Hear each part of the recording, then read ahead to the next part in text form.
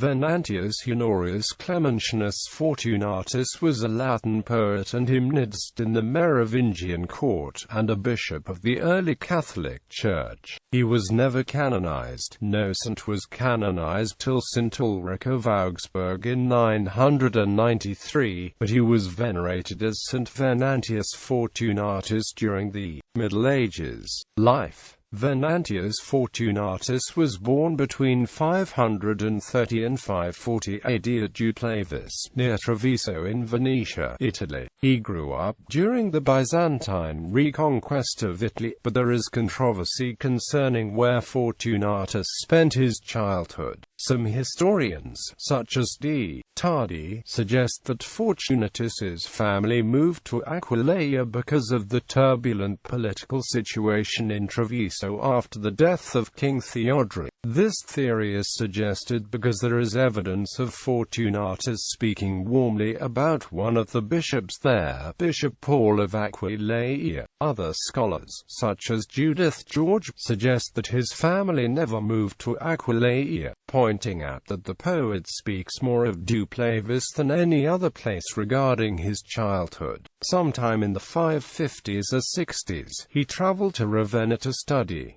While there, he was given a classical education in the Roman style. His later work shows familiarity not only with classical Latin poets such as Virgil, Horace, Ovid, Statius, and Martial, but also with Christian poets, including Arator, Claudian, and Caelius Julius, and bears their influence. In addition, Fortunatus likely had some knowledge of the Greek language and the classical Greek writers and philosophers, as he makes reference to them and Greek words at times throughout his poetry and prose. Fortunatus eventually migrated, arriving in the spring of 566 in Metz at the Merovingian Court, probably with the specific intention of becoming a poet in the court.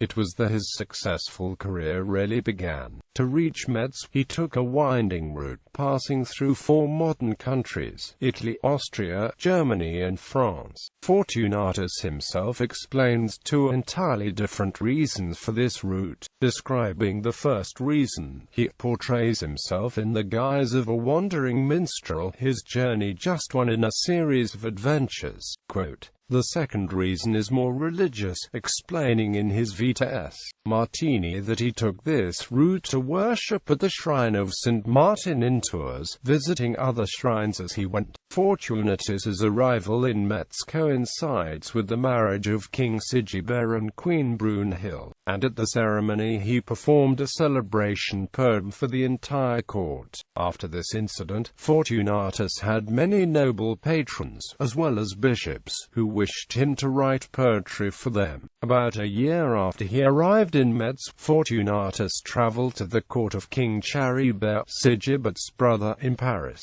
and stayed there until Charibert's death in 567 or 568. Due to danger presented by King Chilperic, brother of Sigisbert and Charibert, Fortunatus had to move south to Tours, returning to Sigibert's lands. Further, he ventured to Poitiers where he met Radegund. They became close friends, and Fortunatus read many poems in her honor and in support of her political campaigns. Fortunatus had made another great friendship in Tours and Poitiers, with Gregory of Tours, who was installed as Bishop of Tours in 573, from whom Fortunatus also received patronage. In 580, Fortunatus wrote a poem defending Gregory against treasonous charges placed upon him at Chilperic's court. After the death of Sigisbert and that of Chilperic, Fortunatus moved to Childebert's court in Poitiers. Childebert was Sigibert's son. Sometime around 576, he was ordained into the church. He stayed there until around the year 599 to 600, when he was appointed Bishop of Poitiers to replace Plato, Bishop of Poitiers. Fortunatus died in the early 7th century. He was called a saint after his death, but was never formally canonized. Works. Fortunatus is best known for two poems that have become part of the liturgy of the Catholic Church: the Pangelingua Gloriosi Proelium Sataminis, a hymn that later inspired St. Thomas Aquinas' Pangelingua Gloriosi Corporis Mysterium. He also wrote Vexilla Regis Prodent, which is a sequence sung at Vespers during Holy Week. This poem was written in honor of a large piece of the True Cross, which explains its association also with the feast of the Exaltation of the Holy Cross. The relic had been sent from the Byzantine Emperor Justin II to Queen Radegund of the Franks, who after her husband Clotaire I's death had founded a monastery in Poitiers. The municipal library in Poitiers houses an 11th century manuscript on the life of Radegund, copied from a 6th century account by Fortunatus. Venantius Fortunatus wrote 11 surviving books of poetry in Latin in a diverse group of genres including epitaphs, panegyrics, Georgics, consolations, and religious poems. A major genre of Fortunatus's poetry is the panegyric. He wrote 4 major panegyrics to 4 Merovingian kings: Sigebert, Brunhild, Charibert, Chilperic and Childebert II and Brunhild. The first was also his debut into the Merovingian court in Gaul, at Metz, in honor of the marriage of Sigebert and Brunhild. It is a fanciful poem, telling the story of how the bride and groom were brought together by Cupid, recalling the style of the classical Latin poets. The second, for Charibert, celebrates his rule, and gives the impression that this Frankish king is descended from and succeeded the Roman kings in an unbroken line. This means that he has a legitimate rule. The third, addressed to King Chilperic, is full of controversy. Chilperic was known as a headstrong and hot-tempered ruler. However, in this panegyric, Fortunatus depicts him as being gracious, compassionate and merciful, never making judgments too quickly, and even praises the king's poetry. The poem was given on the occasion of the trial for treason of Gregory of Tours, Fortunatus's patron and friend. Some scholars have suggested that Fortunatus is simply trying to appease a new patron because of Gregory's uncertain future. However, other scholars, such as Brennan and George, disagree, postulating that Fortunatus was evoking more of a correctional and moralistic poem towards Chilperic, reminding him how the ideal king ruled, and gently suggesting that he act in that way as well. Thus, the poem becomes a plea for his friend Gregory of Tours, while avoiding an open disagreement with the king. Fortunatus wrote panegyrics and other types of poems, including praise, eulogies,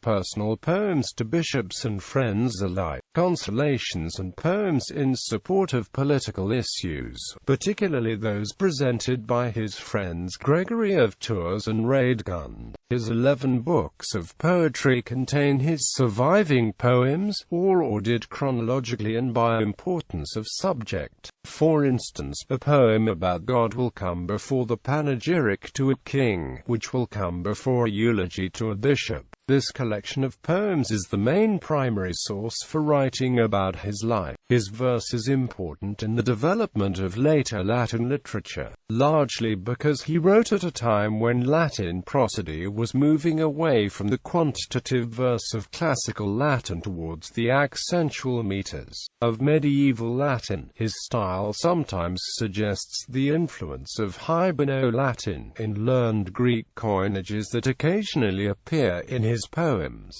Fortunatus's other major work was VIAF. Martini. It is a long narrative poem, reminiscent of the classical epics of Greek and Roman cultures but replete with Christian references and allusions, depicting the life of St. Martin. He also wrote a verse hagiography of his patron Queen Radegund. His hymns are used extensively in the hymnal 1982 of the Episcopal Church. One of his hymns was set to music by the modern composer Randall Giles. Another hymn, as translated from the Latin, celebrates Easter with music by Sir Arthur Sullivan. impact and contributions. In his time, Fortunatus filled a great social desire for Latin poetry. He was one of the most prominent poets at this point, and had many contracts, commissions and correspondences with kings, bishops and noblemen and women from the time he arrived in Gaul until his death. He used his poetry to advance in society, to promote political ideas he supported, usually conceived of by Radegund or by Gregory, and to pass on personal thoughts and communications. He was a master wordsmith, and because of his promotion of the Church, as well as the Roman tendencies of the Frankish royalty, he remained in favor with most of his acquaintances throughout his lifetime. For the point of view of the present day, Fortunatus provides another window into the world of the Merovingian Court. For much of this period, the only reliable source on the subject is Gregory of Tours' history. But as it is well known that Gregory had his own political and personal agendas, the objectivity of his accounts can sometimes come into question. While Fortunatus tends to embellish or even mock the happenings and truth of the situations he writes about, there is an element of inferred truth, whether it is his classical embellishments on the marriage panegyric for Sigisbert, or his recalling the traits of the ideal ruler to correct a bad king. With this, he supplies an alternate view of everything going on at court, which at times differs from Gregory's account. His works have been set to music in settings which themselves have become prominent artworks. Anton Bruckner composed a motet based on Vexilla Regis, and Knut Nystedt a choral setting of O Crux Splendidia. Feast Day. Fortunatus is a saint of the Roman Catholic Church, commemorated on the 14th of December, primarily in the Diocese of Poitiers and certain churches of Veneto.